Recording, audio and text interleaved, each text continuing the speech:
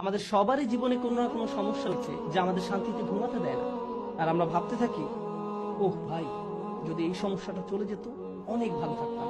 কিন্তু জানেন কি হয়, যদি এই সমস্যাটা চলে যায় পরবর্তীতে আরেকটা এসে হাজির হয়। আর যখন নতুন সমস্যা এসে দেখা দেয় আপনি ভাবেন পূর্বের সমস্যাটা আরো সহজ ছিল।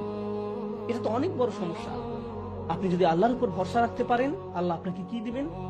তিনি আপনার সমস্যা শেষ করে দেন না। এই পৃথিবীর জীবনে আপনি কখনো সমস্যা ছাড়া থাকতে পারবেন না। যদি সমস্যা চলে যেত তাহলে ইয়াকুব আলাইহিস সালামের জন্য আমাদের তুলনায় অনেক আগেই সেটা দূর হয়ে যেত।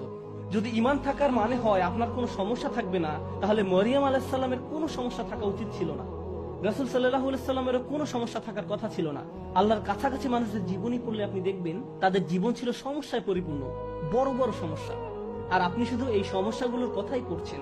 আপনি পড়ছেন তারা কিভাবে একটা সমস্যা থেকে আরেকটা সমস্যা জীবন অতিবাহিত করে গেছেন। আল্লাহর একজন মহান রসূল ছিলেন।